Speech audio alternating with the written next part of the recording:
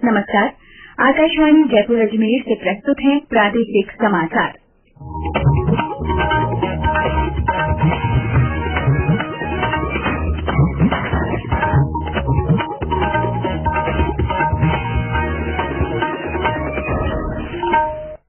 मुख्य समाचार। भारतीय जनता पार्टी की राष्ट्रीय कार्यकारिणी की 2 दिवसीय बैठक हैदराबाद में शुरू। केंद्रीय सहकारिता मंत्री अमित शाह ने कहा, सहकारिता समावेशी लक्ष्य को साकार करने का सबसे अच्छा माध्यम। उदयपुर हत्याकांड के 4 आरोपी जयपुर में एनआईए की अदालत में पेश। अदालत ने 10 दिन के रिमांड पर सौंपा।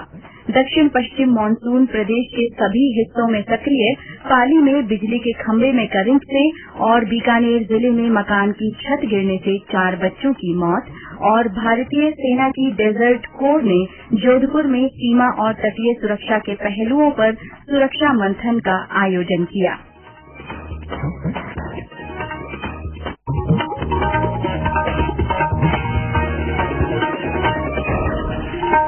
समाचारों के साथ मैं माधुरी वशिष्ठ। और अब समाचार विस्तार से।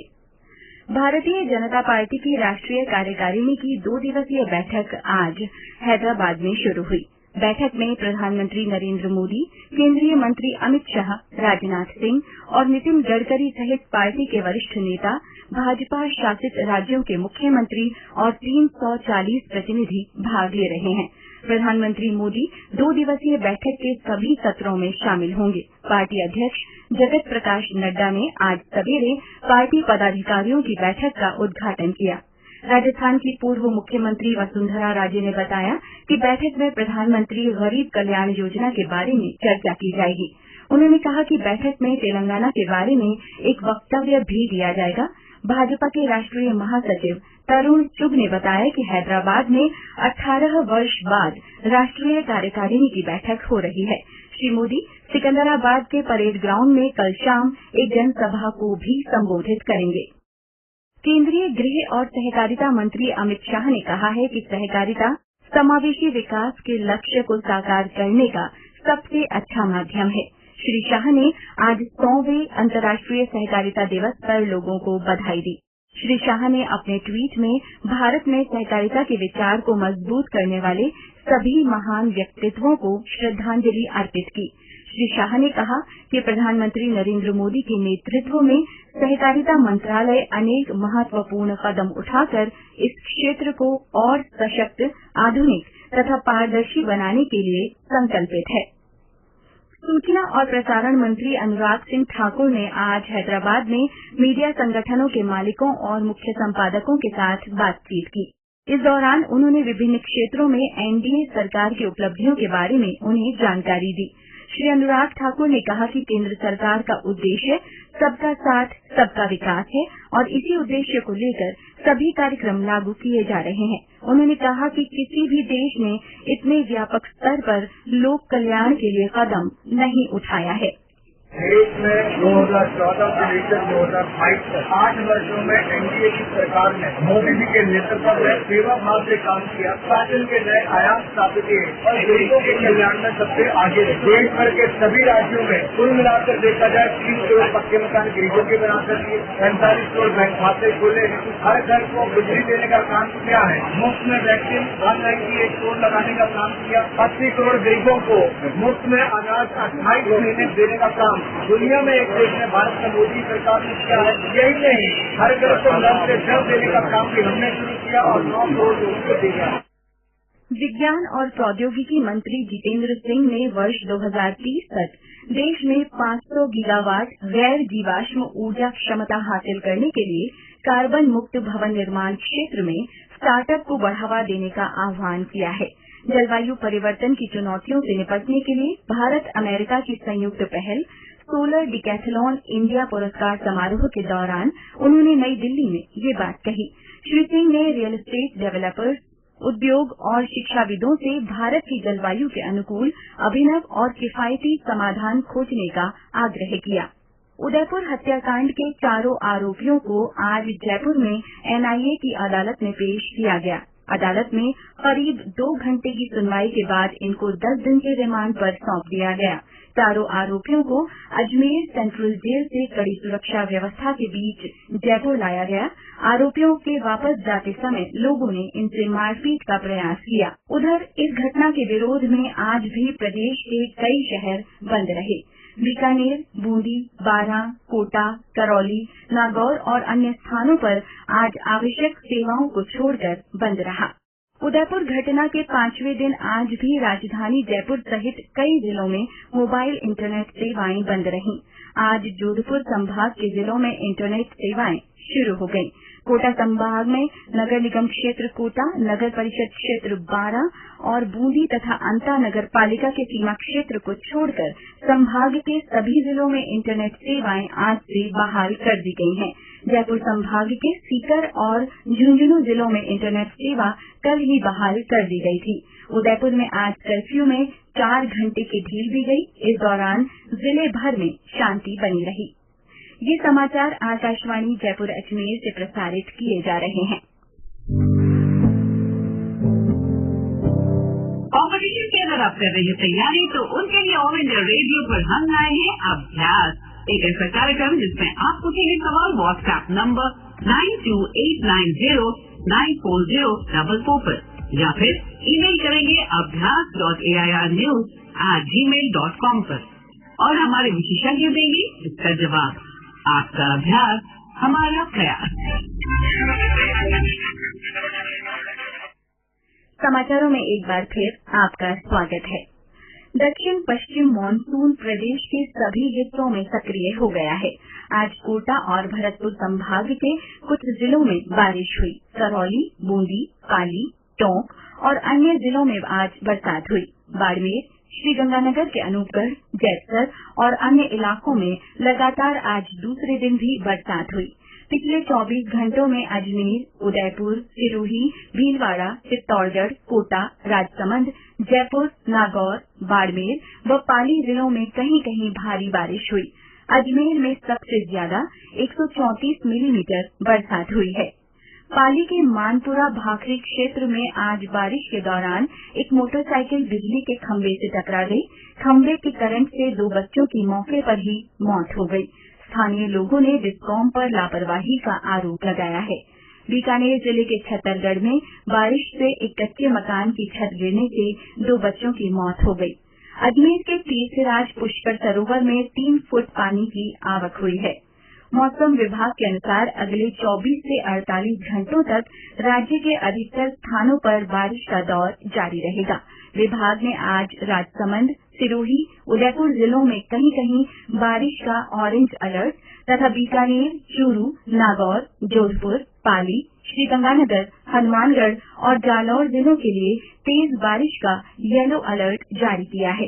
प्रदेश में 5 या 6 जुलाई से बारिश का एक और नया दौर शुरू होगा। इस दौरान राज्य के पूर्वी इलाकों में अधिकतर स्थानों पर बारिश और पश्चिमी राजस्थान के जोधपुर और बीकानेर संभाग में भी कुछ स्थानों पर बारिश की गतिविधियों में फिर से बढ़ोतरी होने के आसार हैं। प्रदेश में मानसून आने के साथ खरीफ फसलों की बुवाई भी शुरू हो गई है। कुछ दिनों पहले हुई मानसून पूर्व की बारिश से कई इलाकों में किसानों ने बुवाई शुरू कर दी थी। कृषि विभाग में अतिरिक्त निदेशक यशपाल महावत ने आकाशवाणी को बताया कि मानसून पूर्व की वर्षा से ही किसानों ने बुवाई शुरू कर दी। श्री महावत ने बताया कि राज्य के पास उर्वरक तथा बीज के पर्याप्त भंडार हैं। बार खरीफ में 164 लाख हेक्टेयर बुआई के लक्ष्य रखे हुए हैं। अभी तक लगभग 48 लाख हेक्टेयर में बुआई हो चुकी है। इसके लिए जो एपी और यूरिया और एसएसपी जो है वो हमारे पास पर्याप्त मात्रा में उपलब्ध है। बीज 9 लाख हेक्टेयर में टारगेट को रखे गए थे, उसके विरुद्ध हमारे पास 9,65,000 क्विंटल बीज है जो खरीफ में उपलब्ध था, जिसमें जो रिक्वायरमेंट थी हमारी उससे अधिक संख्या में हमारे पास बीज उपलब्ध था। प्रदेश में प्रवासी पक्षी फ्लैमिंगो का आगमन शुरू हो गया है। जोधपुर के गुड़ा और उम्मेद भवन की तलहटी में स्थित चीतर के तालाब पाली जिले के सरदार समंद झील, जवाई बांध तथा बाड़मेर जिले के बालोतरा सहित आसपास के जलाशयों में ये नजर आने लगे हैं। पक्षी विशेषज्ञों के अनुसार जिस क्षेत्र में बारिश की संभावना अधिक होती है, ये पक्षी वहां से भोजन की तलाश में दूसरे पड़ाव की ओर उड़ान भरते हैं। ये पक्षी कम पानी वाले जलाशयों और करीब 6 से 7 इंच पानी में अपने भोजन की तलाश करते हैं। हनुमानगढ़ जिले में पशुपालन को बढ़ावा देने के लिए राष्ट्रीय पशुधन मिशन के तहत उद्यमिता विकास कार्यक्रम में 50 नए प्रोजेक्ट स्थापित करने का लक्ष्य रखा गया है। पशुपालन विभाग के संयुक्त निदेशक डॉ. ओम प्रकाश किलानिया ने बताया कि इच्छुक उद्यमियों से पोल्ट्री फार्म, मेमना व शूकर उत्पादन, चारा उद्यमिता संयंत्र स्थापना, पशुपालन गतिविधियों हेतु ऑनलाइन आवेदन मांगे गए हैं। इसमें पूंजीगत लागत का 50% हिस्सा अनुदान के रूप में 2 बराबर किस्तों में दिया जाएगा। अनुदान की अधिकतम सीमा उद्यम के अनुसार अलग अलग है, जो कि 25 लाख से 50 लाख के बीच है। अलवर के किशनगढ़ बास में घासोली गांव के पास एक सड़क हादसे में 2 लोगों की मृत्यु हो गई और 3 लोग घायल हो गए। ये सभी एक ही परिवार के थे। हादसा कार के डिवाइडर से टकराकर पलट जाने से हुआ। देश की स्वतंत्रता के 75 वर्ष समारोह के अवसर पर भारतीय सेना और वायुसेना ने दिल्ली से द्रास तक आज से ऐतिहासिक साइकिलिंग अभियान शुरू किया। इस टीम में 20 सैनिक और वायु सैनिक हैं, जिनका नेतृत्व सशस्त्र सैन्य बल और वायुसेना की 2 प्रतिभाशाली महिला अधिकारी कर रही हैं। अभियान को आज सुबह नई दिल्ली के राष्ट्रीय समर स्मारक से रवाना किया गया। ये दल साइकिल से 24 दिन में 1600 किलोमीटर की दूरी तय करेगा। भारतीय सेना की डेजर्ट कोर ने जोधपुर में सीमा और तटीय सुरक्षा के पहलुओं पर सुरक्षा मंथन का आयोजन किया। इसमें अंतर्राष्ट्रीय सीमा और तटीय क्षेत्रों में समग्र सुरक्षा बढ़ाने पर चर्चा हुई। बैठक में सीमा सुरक्षा बल के महानिदेशक पंकज कुमार सिंह, भारतीय तटरक्षक के महानिदेशक वीएस पठानिया और डेजर्ट कोर के general officer commanding lieutenant general Rakesh Kapoor शामिल हुए। बैठक में सुरक्षा बलों के बीच आपसी तालमेल के लिए संयुक्त प्रशिक्षण कैलेंडर भी तैयार किया गया। वर्तमान सुरक्षा खतरों और चुनौतियों तथा इनसे निपटने के लिए विचार विमर्श किया गया। राज्यपाल कलराज मिश्र ने ज्योतिषीय ज्ञान को प्रामाणिक और सहज रूप में आम जन तक पहुंचाने का आह्वान किया है। राज्यपाल आज जयपुर में ज्योतिष विद्या पर आयोजित प्रथम इंटरनेशनल कॉन्फ्रेंस को संबोधित कर रहे थे। उन्होंने कहा कि ज्योतिष ज्ञान से जुड़े अध्ययन को प्रोत्साहित करने के साथ ही इससे जुड़ी भ्रांतियों को दूर करने के लिए भी कार्य किए जाने चाहिए। उन्होंने इस दौरान भारतीय संत परंपरा से जुड़े अपने अनुभव भी साझा किए। राज्यपाल ने ज्योतिष, यज्ञ, पूजन, योग, प्राकृतिक चिकित्सा की जानकारी ऑनलाइन उपलब्ध करवाने के लिए एस्ट्रो ओम ऐप का आज राजभवन में लोकार्पण किया।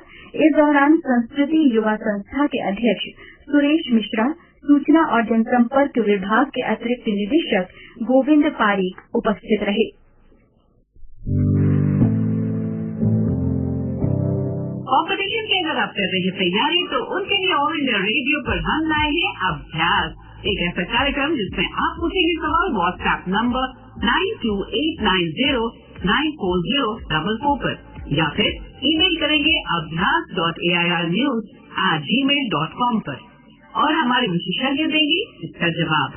आपका अभ्यास हमारा प्रयास।